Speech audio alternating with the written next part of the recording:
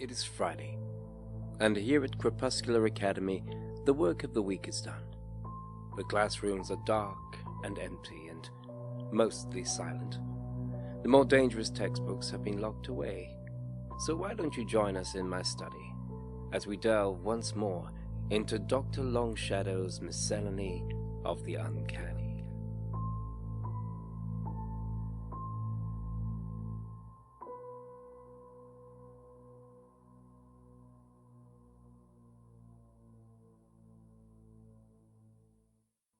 Good evening. I am Dr. James Archipelago Longshadow, and it is an immense pleasure to welcome you once again to my study, where my students and I have gathered for our regular end-of-the-week soiree. The hot chocolate is flowing, and the biscuits are being passed around to great satisfaction. This week, I have chosen the bourbon biscuit, a firm favorite of mine since childhood. So now, please join us as I share yet another tale from my miscellany of the uncanny.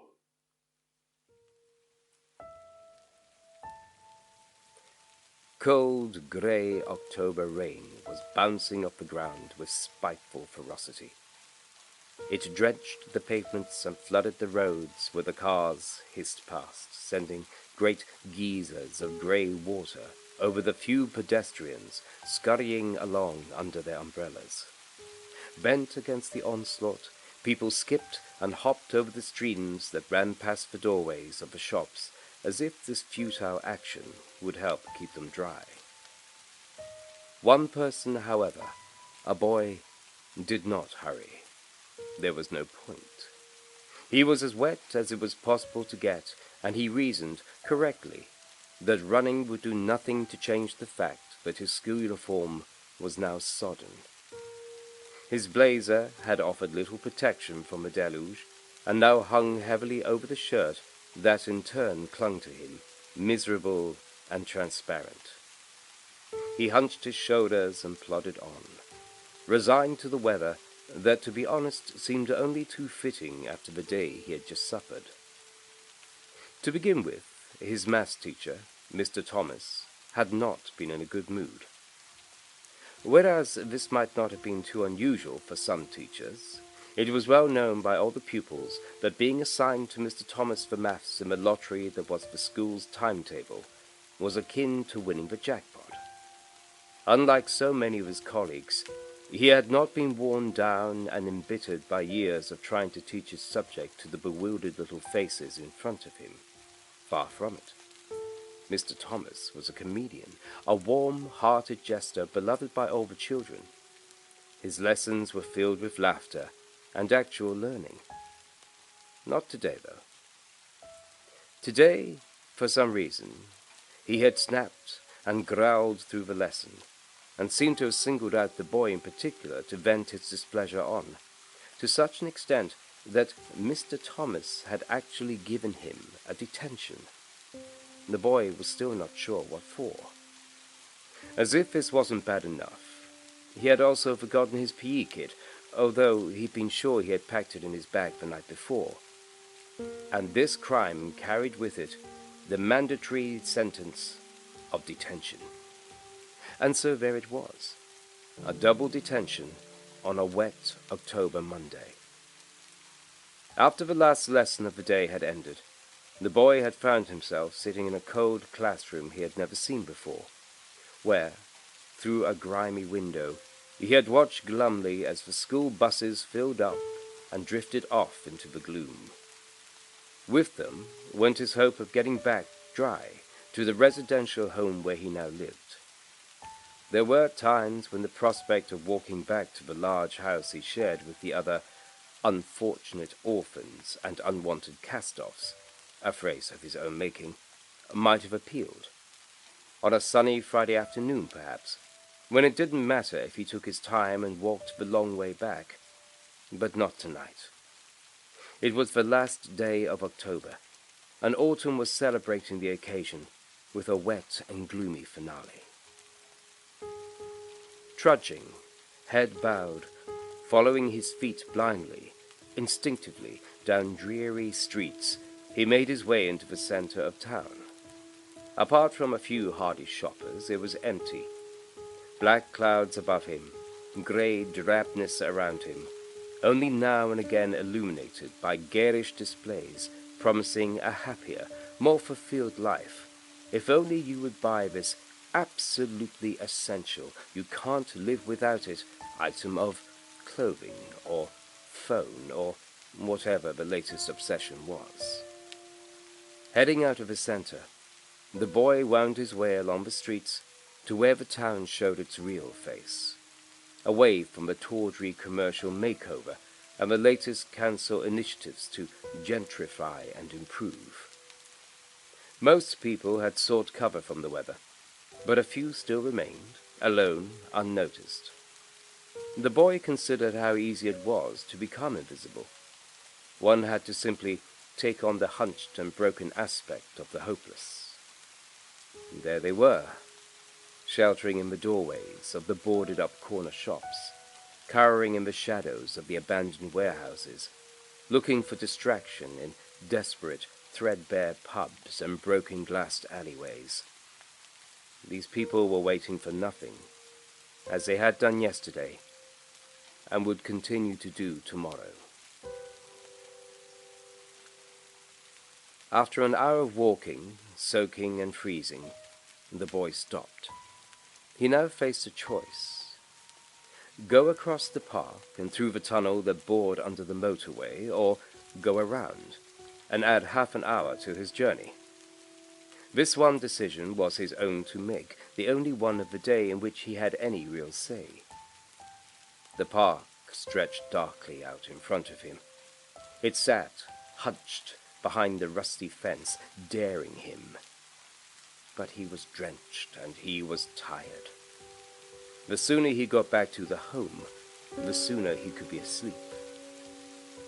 Sleep, with all its possibilities and potential. Although he couldn't recall the last time he had had any sort of dream worth remembering. Trying not to make any noise, unconscious of the loud squelching of his left shoe, the one with a hole in the sole, he passed by the few miserable trees that huddled together at the entrance to the park. He wondered how tough they had had to have been to survive around here. They might have been beautiful once, but now they were thin, gnarled, resentful things. He walked past them and kept his head down, fighting the urge to look into the shadows that lay on either side of the path. He concentrated on the uneven, pitted concrete path and his two loud footsteps. Follow the yellow brick road, he thought to himself. Lions and tigers and bears. Finally, he saw the tunnel up ahead, lit by a single pale lamppost, a lonely reminder of the park's more genteel past, when it had gloried in bandstand concerts and picnicking afternoons. The lamp would have burned gas once, and had boasted an ornate cross-arm for the lamplighter's ladder, but now it housed a flickering, harsh electric bulb, and one of the arms was missing. It didn't look like there was anyone hanging around in the tunnel, so he would just keep up a brisk pace and be through and out in seconds, safe on the other side. As he got closer, he noticed a pile of rags on the floor, dumped at the base of the lamp. He had almost made it to the entrance of the tunnel when the pile of rags shook and shuddered and slowly stood up. "Hello there, wee man," the rag said. "And where might you be going?" In the dim light, the boy could see that the rags were in fact a man, big and disheveled, with a great red beard. He was too taken aback to think of doing anything other than answering truthfully. I'm going home, he said. Aye, well, that might be your ultimate destination, or at least where you think you want to go. But what I'm asking is, where are you going on this particular stage of your journey? Oh, well, I'm going through the tunnel, the boy said. Oh, are you now? This tunnel here? Said the man, smiling. My tunnel. His tunnel? Oh, God, thought the boy. He's a nutter. Your tunnel? The boy said. Aye, mine. This is a troll bridge. Said the lunatic. A toll bridge? No, Said the man patiently. a troll bridge. A T-roll bridge. I'm a troll, and this is my bridge. The boy wondered why his life had not begun flashing before his eyes, because he was sure that this was where he was about to die, mugged or worse by a giant, hairy Scottish psychopath. He tried to remember his martial arts training, but then decided that 3 karate lessons when he was 10 would not be of any use here. Instead, he managed to recall snippets from a lesson on getting on well with people and making new friends. This had been delivered by the home's well-meaning counselor. The boy had daydreamed through most of it, doodling scenes of blue skies and green fields leading down to a bustling harbor where exotic ships were waiting to take him over an unfamiliar horizon. He vaguely remembered hearing something about complimenting the person you were trying to win around. You, don't look much like a troll, he said. He had meant it to be flattering. Oh, excuse me. I didn't realize I was in the presence of an expert cryptozoologist. Go on then, David Attenborough. What do trolls look like? Well, I thought you'd be a bit more, goblin-y. The troll looked deeply offended. Goblin-y, goblin-y. If I did look goblin-y, wouldn't that suggest that I was in fact not a troll, but a bloody goblin? Sorry, I just meant, well, I mean, you're Scottish. Aye? What of it? The troll growled menacingly. I just thought trolls were more of a Scandinavian thing. Please don't hurt me. The troll stopped, and his scowl turned into a laugh. Oh, I'm sorry, wee man. I was just kidding you on. Mum and Dad were from Norway, but they emigrated before I was born. Things were a wee bit tough, you know. Too many trolls, not enough bridges. As for looking like a troll, well, I'll admit that my true form is a wee bit different. When I started out, I tended to keep things au naturel, traditional-like. Problem was, most people just ran away screaming, which wasn't good for business. So since then, I've dressed for success, as it were. How is business? The boy asked. Good, he thought. Keep him talking and wait for the chance to run. Well, to be honest, not that good. There's fewer and fewer people coming through this part of town. And now and again I'll catch some kids drinking cheap cider on the park. I don't get much cash out of them, but getting to scale of stupid is payment enough. Don't trolls usually stop people crossing bridges? Not going underneath them? Have you no seen the traffic up there? The troll said, pointing towards the bridge above them. Can you imagine me jumping in front of some 18-wheeler and telling it to stop? No, I've had to be a wee bit more flexible in my business strategy. Move operations down here. Now, talking of business, John. Oh, God. Here comes the mugging. Quick, think of something else. Hold on. I didn't tell you my name, said the boy. Ah, you did, said the troll. No, I didn't. No matter. If you are still intending to go through the tunnel, there will be a small consideration. Now, please bear in mind that it's a very cold, very wet night to be out with no coat, and the long way around is a very long way around. Well worth paying to get where you want to be all the quicker. How much? Said the boy. Well, said the troll. How much do you have? The boy, John, looked into the troll's huge bloodshot eyes. Without knowing why, he was suddenly thinking of his parents, lost in a car accident. I don't have anything, he said quietly. The troll raised his shaggy eyebrows and stared hard at John before shaking his head. No, you don't, do you, laddie? You haven't got a single bloody thing. They stood silently in the rain for a few moments. Then the troll smiled and rubbed his hands together. Oh, I must be getting soft, but I like you. So here's what I'll do.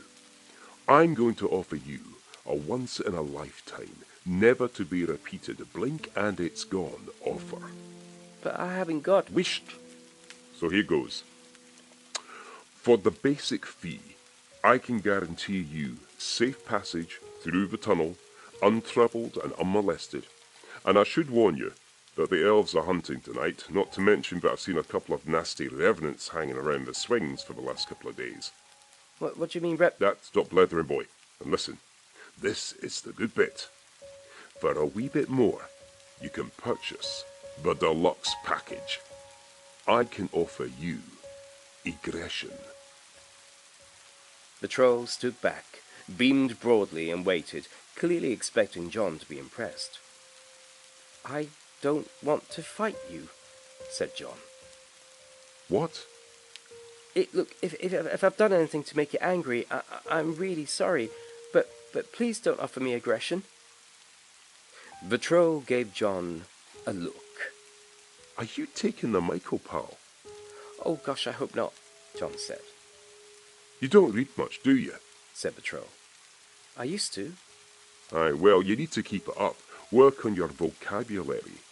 Egression, laddie, e-aggression, means the act of exiting, vamoosing, skedaddling, having it away in your toes. It means finding a way out. A way out of what? The troll gestured around them. A way out of all of this. See, here's how it works. You have a choice. You can go into that nasty, wee stained tunnel and come out the other side, back into the rain and the cold, and toddle your way back to whatever it is you call a home to get on with whatever it is you call a life. Or... The troll smiled and his eyes twinkled. Or you can go into the tunnel and come out somewhere else. Where?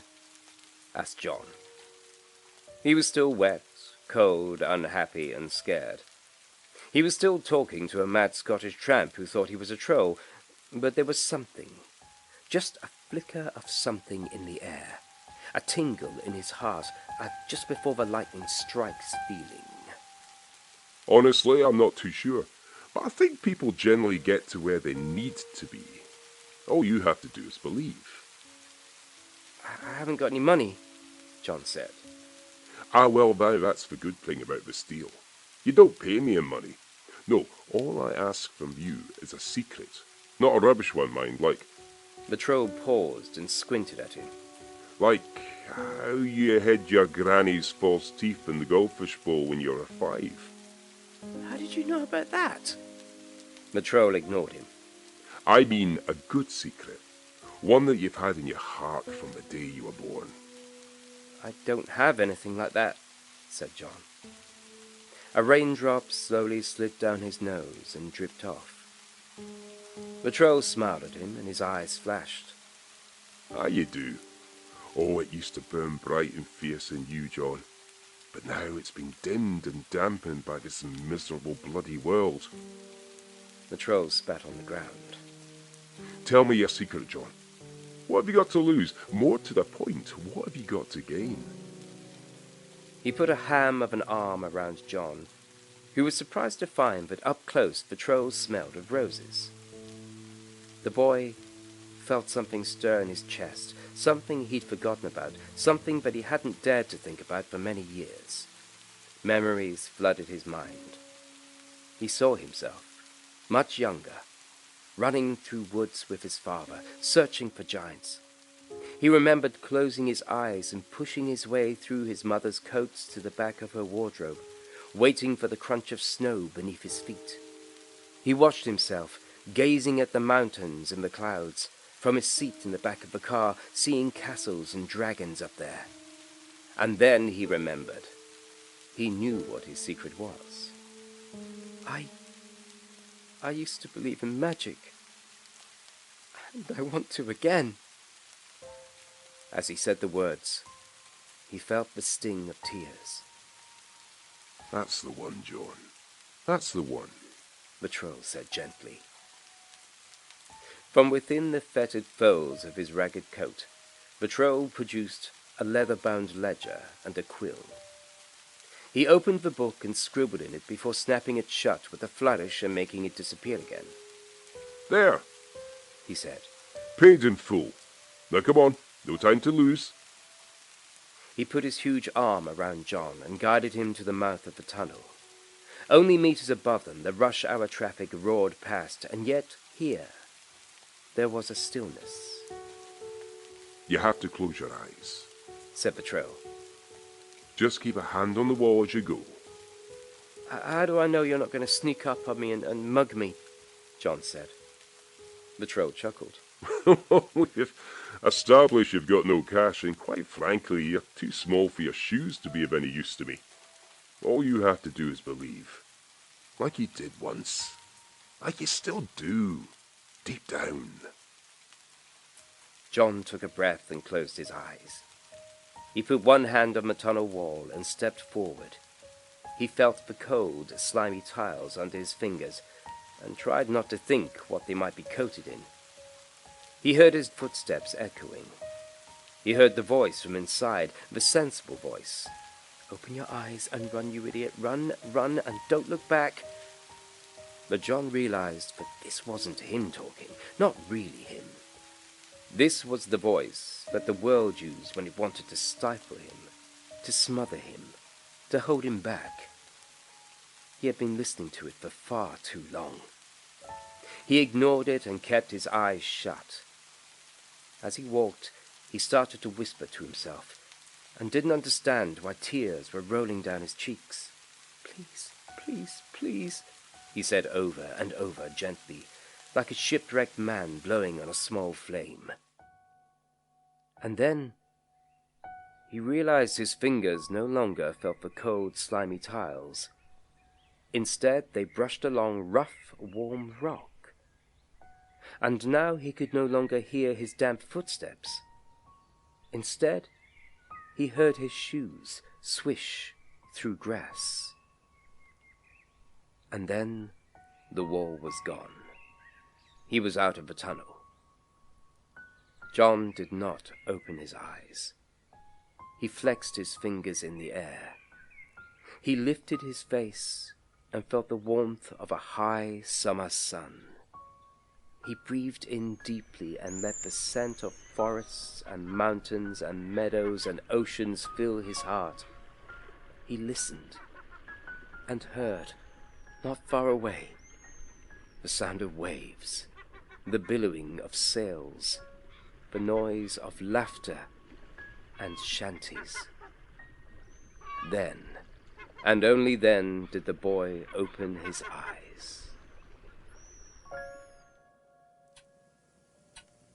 I truly hope that you enjoyed this week's tale.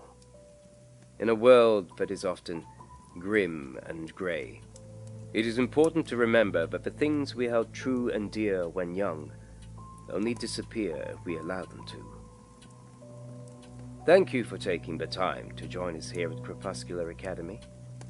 I would be most appreciative if you could find the time to leave a review of my ramblings, favorable or otherwise. I look forward to next time, where we will once again share another story from Dr. Longshadow's Miscellany of the Uncanny.